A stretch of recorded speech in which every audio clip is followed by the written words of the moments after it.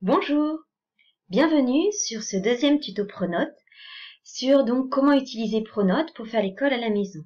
Dans cette deuxième partie, nous allons regarder d'un peu plus près comment un élève peut répondre à un quiz proposé par un enseignant et comment un élève peut rendre un travail via Pronote.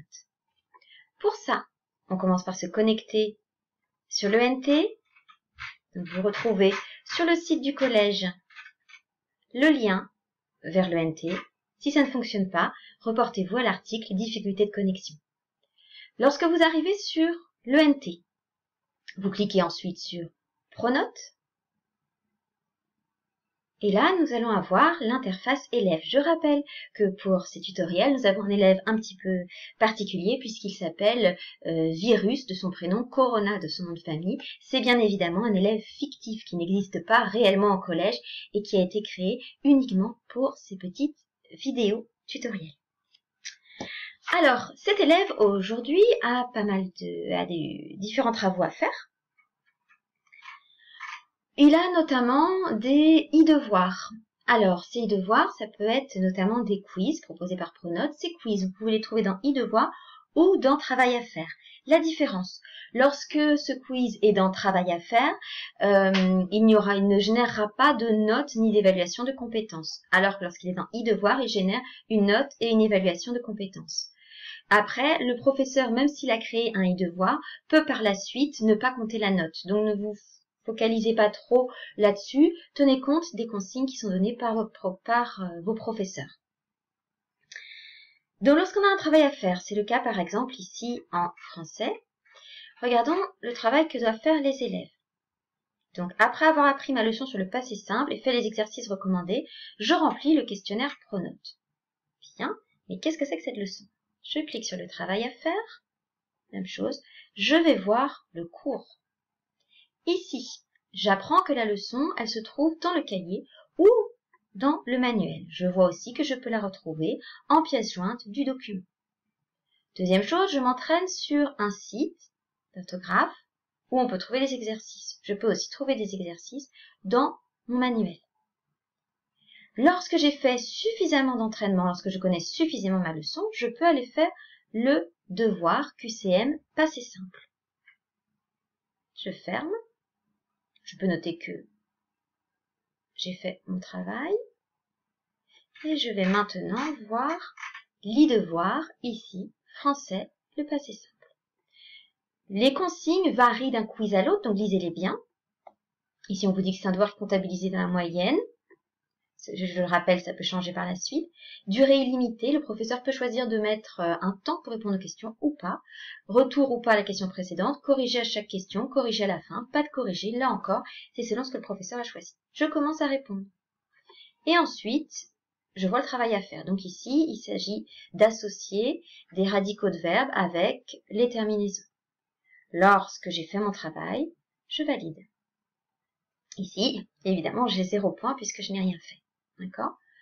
Même chose, lorsque j'aurai fait mon travail, je mets n'importe quoi, hop, je fais vraiment n'importe comment, je valide, j'ai ma note, j'ai le corrigé. Je continue. Ici, c'est un exercice différent où l'élève doit taper la réponse. Je mets volontairement n'importe quoi. Et on a à nouveau le corrigé. J'arrive au bout de mon questionnaire. Je peux m'exprimer sur la difficulté du questionnaire. Est-ce que c'était facile ou difficile? Cette question peut vous sembler anecdotique, mais elle va être très importante pour nous, professeurs, pour savoir si on doit vous donner plus d'aide ou pas. Donc répondez sincèrement. Si vous avez estimé que c'était difficile, alors là je vais bien mettre que c'est difficile parce que j'ai répondu n'importe comment, vous le mettez. Et vous cliquez sur terminer. Information extrêmement importante. Ces quiz doivent absolument être faits avec une connexion élève.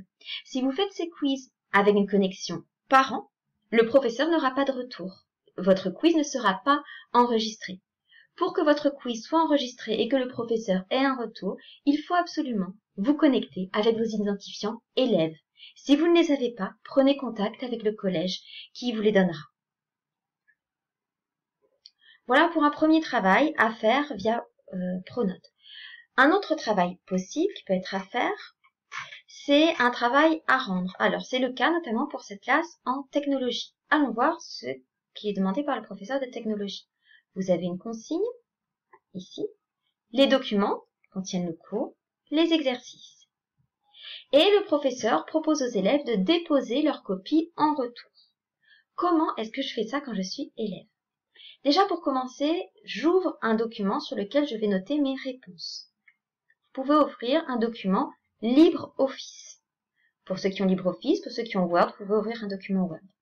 Je rappelle que LibreOffice est gratuit. J'écris mes réponses de technologie. Mes réponses au travail de technologie. Donc, voilà. Vous écrivez ce que vous avez à écrire. Voilà. Lorsque vous estimez que votre travail est terminé et qu'il est suffisamment soigné pour être rendu à votre professeur, vous commencez par l'enregistrer. Fichier. Enregistrer sous.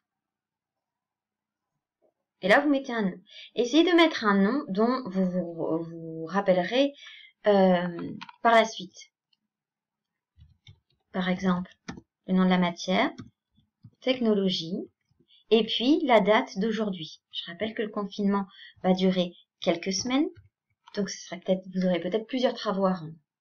Je vous conseille de vous créer un dossier dans lequel vous mettrez vos documents de travail, surtout si vous êtes plusieurs à la maison à utiliser le même ordinateur. Donc là, dans Documents, vous voyez Travail coronavirus. Donc je rappelle que c'est le nom de cet élève fictif. Le travail de Corona, technologie 26 mars, j'enregistre. Donc ce travail est enregistré sur mon ordinateur. Je veux maintenant rendre ce travail au professeur. Pour l'instant, le travail est enregistré sur l'ordinateur, il n'a pas été rendu au professeur. Je clique sur Déposer ma copie. À partir de là, je reviens sur Documents, Travail Corona, et j'ai donc texte Open Document, Technologie, 26 mars. Ouvrir.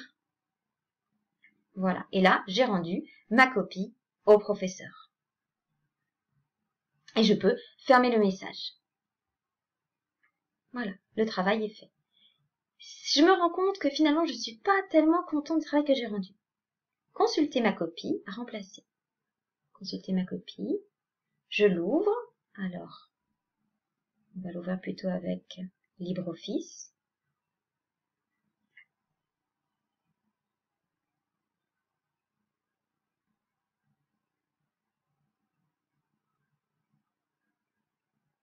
Ce qui va me permettre donc de consulter ma copie. Attention, elle est en lecture seule, je ne peux pas la modifier à ce moment-là. Je suis content de mon travail, je referme. Je veux remplacer, je clique sur remplacer, et je choisis par exemple un autre document que j'avais enregistré. D'accord ? Si vous voulez vraiment modifier, il vaut mieux ouvrir sur votre ordinateur, votre document. Je change mon texte. Nouvel exercice. J'enregistre ici.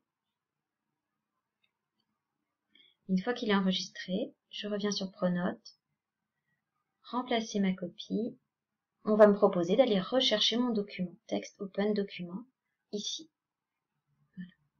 Je le remets, technologie, 26 mars. Voilà, je peux aussi supprimer mon travail si je le souhaite. Je pense vous avoir montré un petit peu aujourd'hui à la fois comment on fait un quiz et comment on peut rendre un travail à un professeur. Si vous avez des questions, n'hésitez pas à m'envoyer un message, notamment par la messagerie pédagogique que vous avez ici. Merci de votre attention. À bientôt.